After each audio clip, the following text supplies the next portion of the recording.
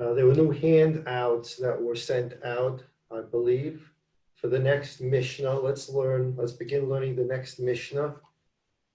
And that's MIddos Perek Aleph. I sent out this morning updated MIddos. I also attached the Rambam. So there were 3 attachments so far. Good. MIddos, Right. Rambam, and Das Tuna. All updated in the email.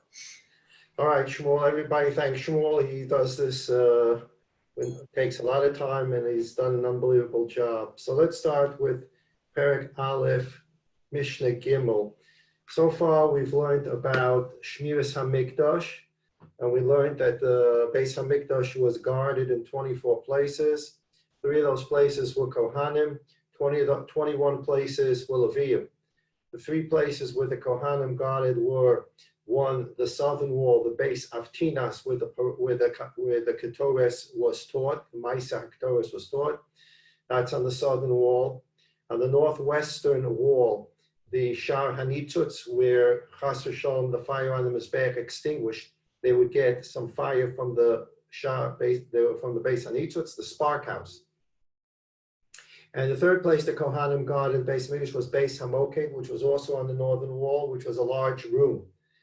The difference between these 3 places, the first 2 places, Beis Avtinas, southern wall, Beis Hanitzutz, northern wall, those 2 were 2-level buildings. They were buildings in the wall, the Azorah, which we're going to see.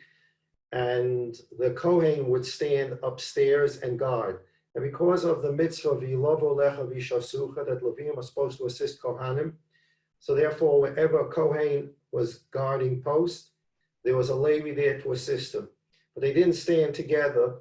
The Kohen would stand in a more distinguished place, and the Levi would stand in the secondary place. So, for example, in the Beis Avtinas and the Shar Hanitzutz, which were 2 floors, the Kohen would stand on the top floor and look out, and the Levi would stand at the bottom floor.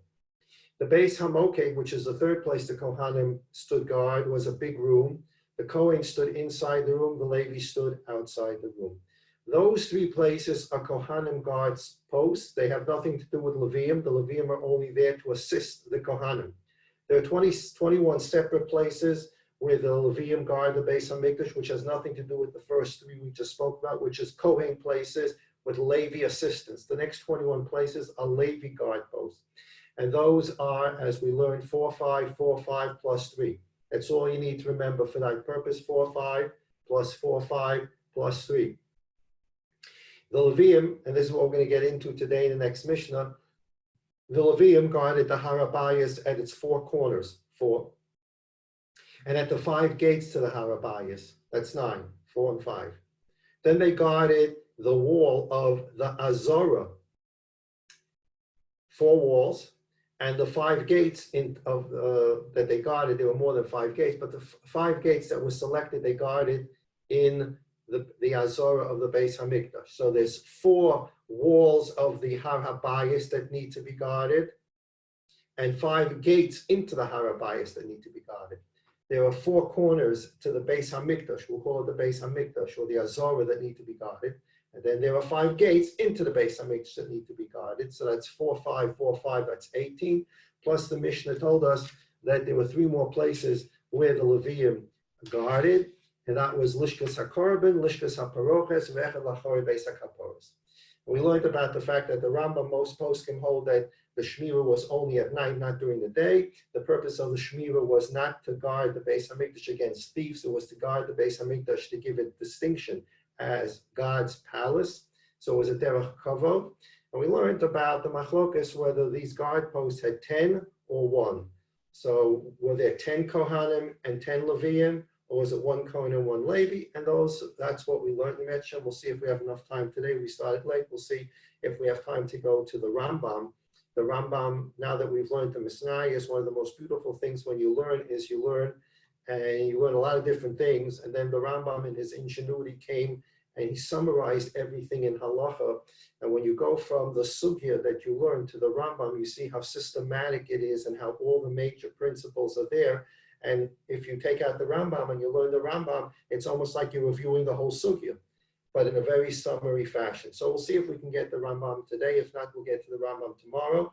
And the Rambam deals with the halachas of guarding the Beis HaMikdash, amongst other things. Let's begin the discussion in Mishnah Gimel, which I believe is now handout page 14. Handout page 14.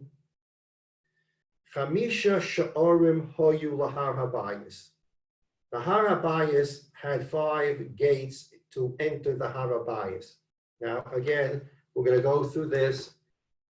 We have our perspective as we learn Masechta MIddos. We're standing on Har HaZeisim, and you're going to see this clearly in the Mishnah we're learning today. The perspective is you're standing on Har HaZeisim, which was called Har HaMishcha. Okay, on Har HaZeisim, you're looking now east. You're looking at the eastern gate of the Beis HaMikdash, and your vision is east towards west. So that's how we're looking at the Beis HaMikdash.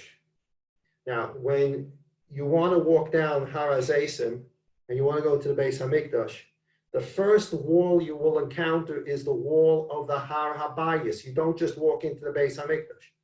First, there's a wall around the place called Har Habayis. The Har Habayis is 500 amos by 500 amos.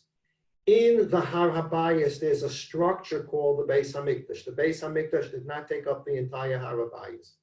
So if you take a look at the picture on page 15, there's a picture of the Har Habayis, 4 walls of the Har Habayis. Inside the Har Habayis, there's a structure that's known as the Beis HaMikdash.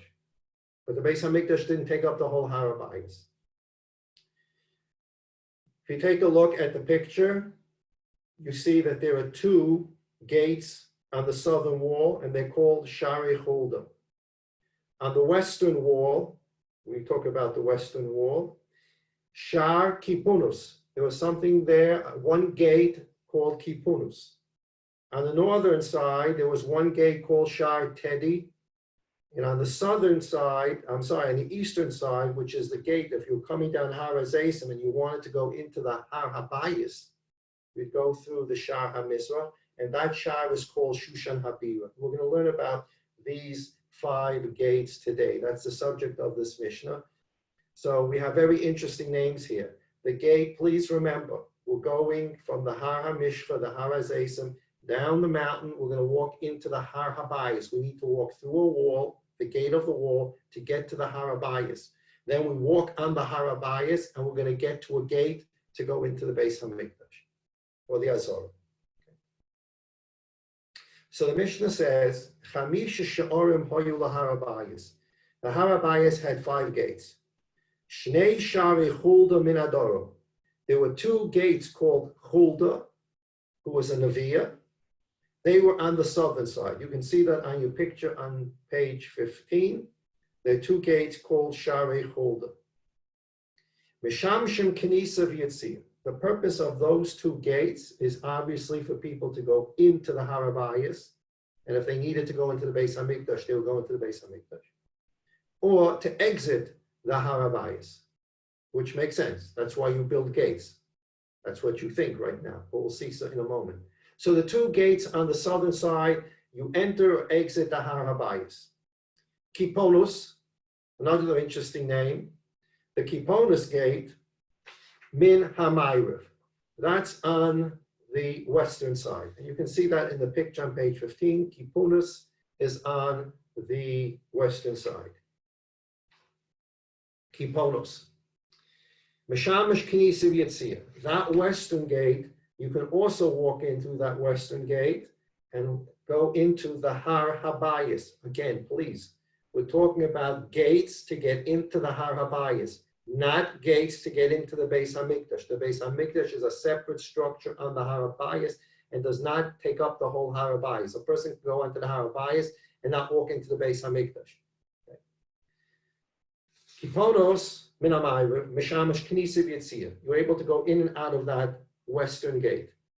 Teddy, another interesting name, min hatzafon. The Teddy gate was on the northern side. You can see that in your picture on page 15. Lo haya mishamish klum. It served no purpose whatsoever. We're going to see in the Mefarshim what that means. If it doesn't serve a purpose and you can't go in and out through that gate, so why they build the gate altogether? Okay, we're going to see what the Mefarshim tell us about that. But for our purposes right now, Teddy, which was on the northern side, was not used as an entrance or exit to the Har HaBayis.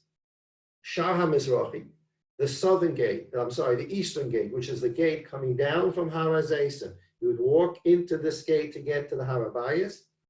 Was called Shushan Habira. Why? All of Shushan Habira Tzura. There was a picture of what Shushan Habira looked like. Somebody made some kind of picture, some artist, whether it was painting or was some kind of sculpture, whatever it was.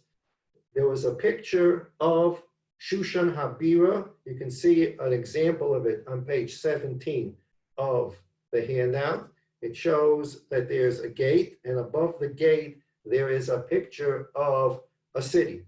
And they put the picture of Shushan Habira on top of that eastern gate, and we'll soon see why. What did the eastern gate, what was the importance of the eastern gate?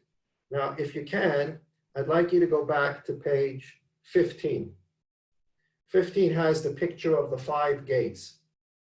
East, 1, south, 2, west, 1, and north, 1. If you take a look at the eastern gate that we're dealing with right now, you can see that there's a bridge that went to the gate. You can see there's a bridge that went to the eastern gate. That was a bridge, it was a long bridge. That bridge connected the eastern gate to Har HaZeisim. And now the mission is going to tell you why they had this bridge from Har HaZeisim to the Har HaBayis. Shabo Kohen Gadol, on page 17 of the handout, Shabo Kohen Gadol, Hasoref Es Hapora, Upara V'chol Mesa'adeha Yotzim Lahar Mishra. It is using that bridge that the Kohen Gadol, who would have to go out and burn the Parah Aduma, along V'chol Mesa'adeha, along with his whole entourage, people had to go with him, other Kohanim to assist him. They went out to the Har HaMishcha with the Parah Aduma using this bridge. And that's why the bridge was there. The Mefarshim say that people were able to use this bridge for entrance and exit into the Har HaBayis as well, but they built this bridge specifically for the purposes of the Parah Aduma. There's a picture of the bridge on page 19 of the handout. I don't think we'll have time to go into the picture today. We're going to learn some amazing things about how the Beis HaMikdash was built underneath structure of the Beis HaMikdash. They hollowed out the underneath part of the Beis HaMikdash for Hilchas Tumah and Tahara. Take a look at how the bridge is built on page 19. You'll see it's built in a very interesting way.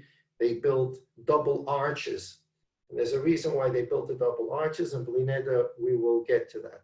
But that's what the bridge looked like. Page 19 has the picture. You have the Har HaMishcha on the right side, a bridge, and the left side you have an opening to the Har HaBayis.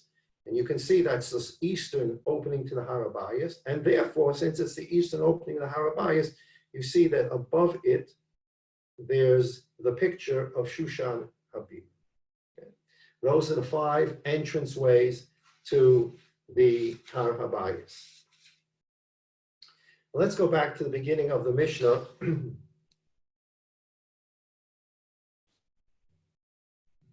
Chamisha Shom Hayu LaHar HaBayis, page 14. The Har HaBayis had 5 gates. Shnei Sharei Chulda Min Adorom. They built 2 sharim, 2 gates on the southern side. And they called them Sharei Chulda. And the Mefarshim say because in the time of the first Beis HaMikdash, when Chulda was a Neviah, that's the place where she would sit. She would sit between those 2 gates. So they named them Sharei Chulda. That's where she would sit and do her Nevuah work, etc. Whatever work she did for Klal Yisrael, she did between those 2 gates. They called them Sharei Chulda. And if you look at the southern gates, if you look at the southern side of the Beis HaMikdash, today if you're standing at the Kosel Maravi, you're looking at the southern wall to your right. You see there are like two arches there. Shari Hulda, according to the Kabbalah that many people have, and that's the southern wall. Again, if you're standing at the Kosel Maravi, the southern wall is going to be to your right. If you're standing on Har HaZeisim and you're looking down, the Shari Hulda and the southern wall will be to your left. So that's a change in perspective. We think about the digs and the southern wall as being to our right because our focus is at the Kosel. But if we're looking at it from the east towards west on the Har HaZeisim, so the Shari Hulda are to your left. Mishamshin Knisa V'Yitziyah.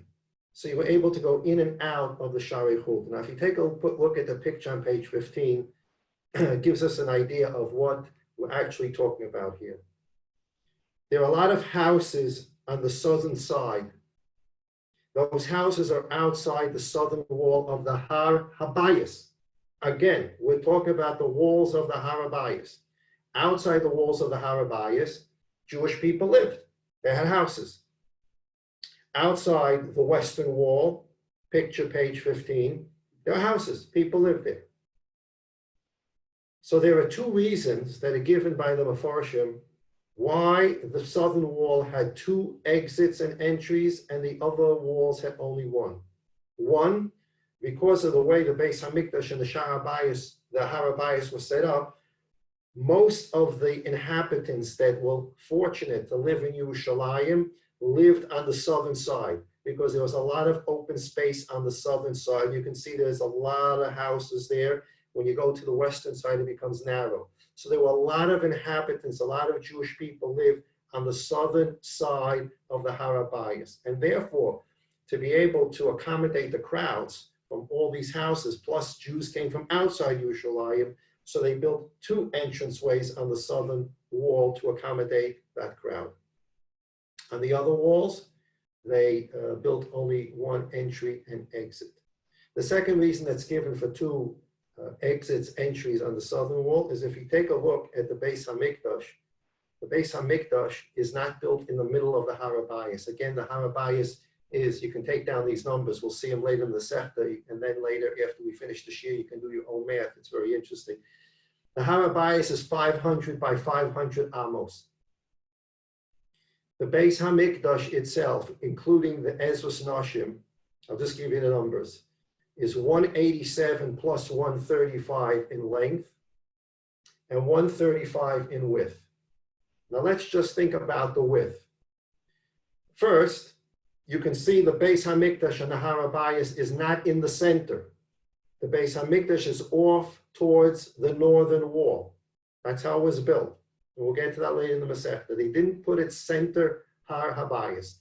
The Beis HaMikdash on the Har Habayis is pushed towards the northern wall, leaving the southern wall, that area between the Beis HaMikdash wall and the southern wall, with a lot of open area. And because there was a lot of open area there, that's a place where people who would come to the Har Habayis, that's a place that can hold a lot of people because there's a lot of empty space there.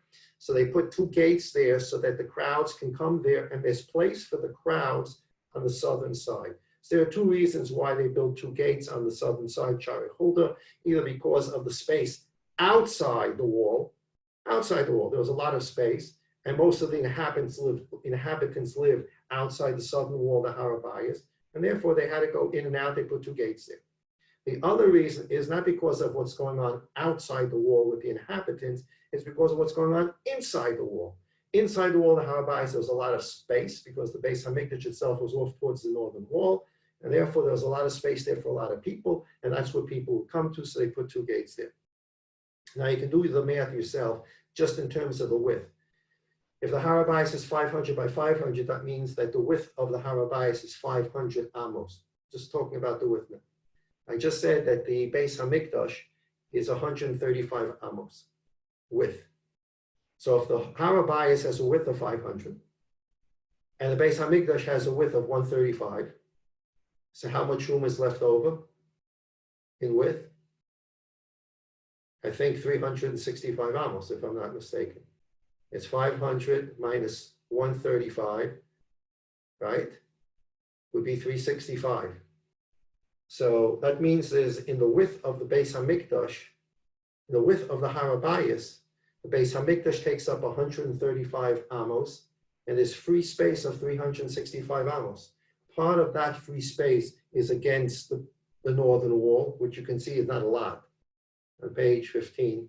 And most of the open space is on the southern wall. So the southern wall takes up space. The Beis Hamikdash, from the southern wall to the Beis Hamikdash is a lot of space. Now you add 135 of the Beis Hamikdash, and then you add a little bit of space between the Beis Hamikdash and the northern wall, the Harabayis, you get to 500. Okay, so that's how the math is going to work, and you do the same thing for the length. The length is 187 plus 135, whatever that is, and you subtract it from 500. This is done later in the Masechta. But I'm just doing this right now in terms of the width, so you can understand, A, the Beis Hamikdash is not built in the center of the Harabayis, it's off to the northern wall. And B, there's a reason for that, which we'll see. And C, the space against the southern side of the Beis Hamikdash is the largest open space on the Harabayis, and that's why it has two gates, because a lot of people would congregate there because of the open space, or because of what was going on outside the wall. There were a lot of inhabitants. Okay, so that's the two southern walls. On top of page Tesavav, Kiponos min Hamayrav.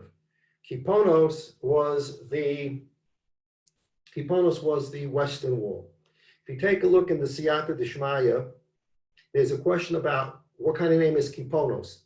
Now we get a very interesting pirush here. On the right-hand side, it says, Shar Kiponos hoya min hamayrav shel Harabayis. U'meshamish gam kein leknisa v'yitzir. You are able to go in and out of that western gate of the Harabayis. V'nikra Kiponos.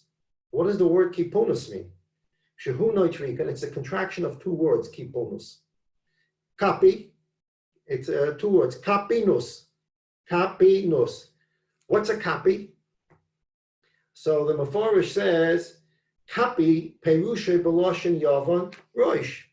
How do we say a head in Hebrew, in Yiddish? A cup. A cup. The original Greek word for a head was a kapi. So since the Kedusha of the Beis Hamikdash really rests in the west, because the Kodesh Kadoshim was in the west, again, if you take a look at page 15 in the picture, you see you enter the Beis Hamikdash, and then there's a very tall building. It's in that building that there is the Kodesh Kadoshim, which is towards the west of the Harabayis. So the Kedusha, the Holy of Holies, is on the west of the Harabayis. So the gate that went into the west of the Harabayis, they said, this is the head gate. This is the head gate. So the head, they used kapi, which means a head. Kapi nus. On the other hand, the word nus means small. It's the head small gate. The reason why it's called small, it's the head gate because the Kedusha in the west, and it's called small because it wasn't as big. There's some difficulty in that. It wasn't as big as the other gates, and it was also built a little differently.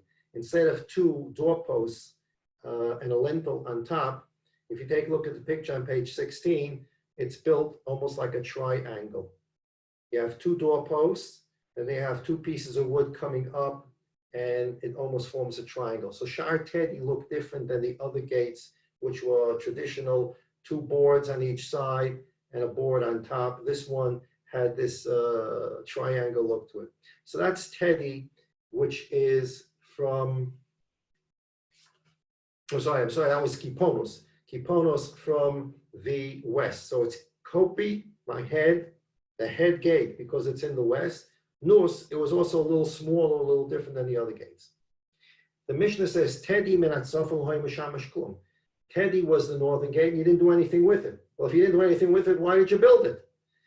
So if you take a look in the picture itself, on page 15, in the time of the Beis Hamikdash, the second Beis Hamikdash, at least according to the picture and according to some Mefarshim, there wasn't really a place of, there weren't people living on the northern side.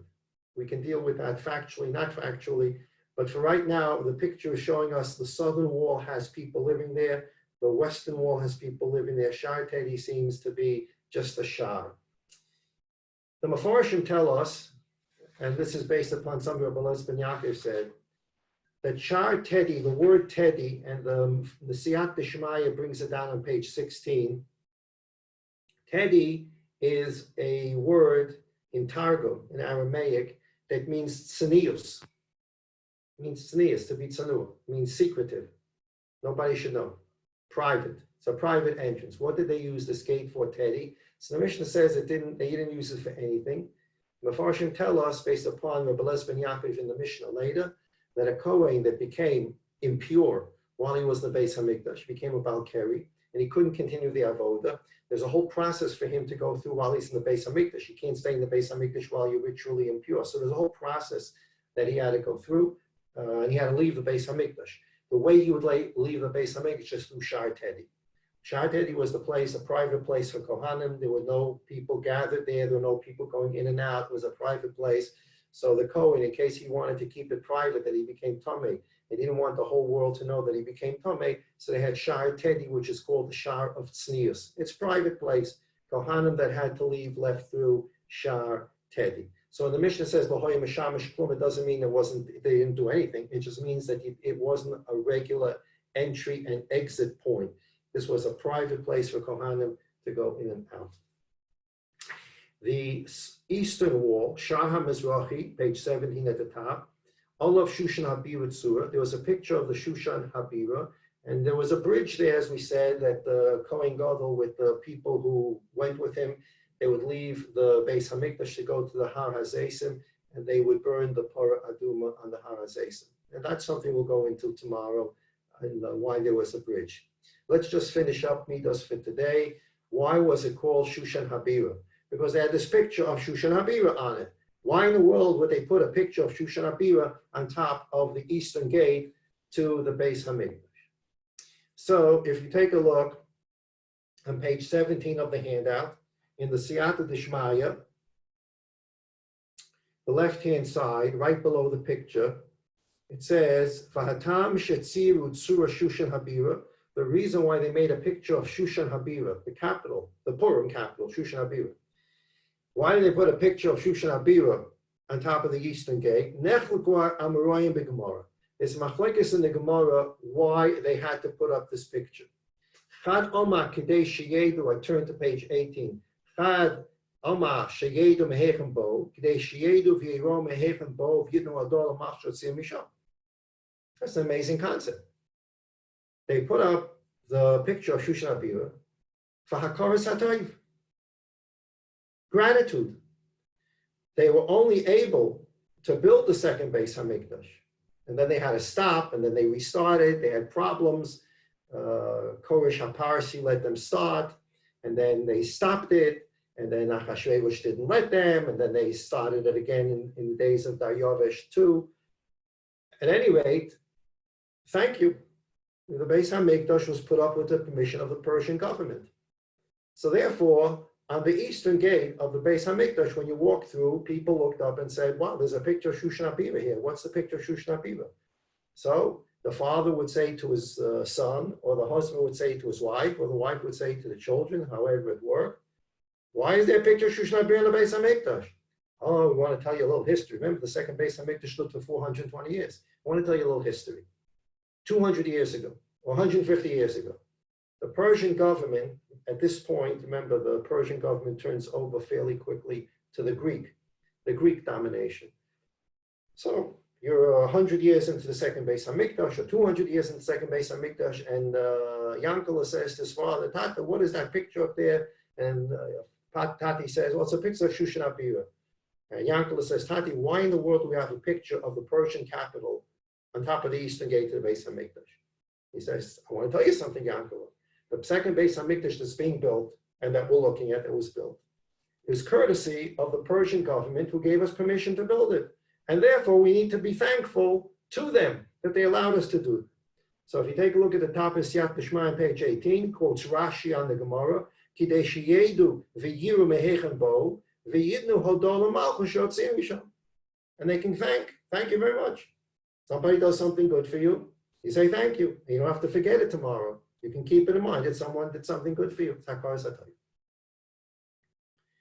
In fact, we once talked about this in the Menshir. There's a mimer in the Pachad Yitzhak, where a footnote says the aside of a person being able to learn Torah properly depends upon his Middos of Hakaras HaTorah. To the extent that he lacks Hakaras HaTorah, he's going to fail in his learning in Torah. To the extent that he develops his Middos Hakaras HaTorah and showing gratitude to others, he's going to be able to learn Torah properly.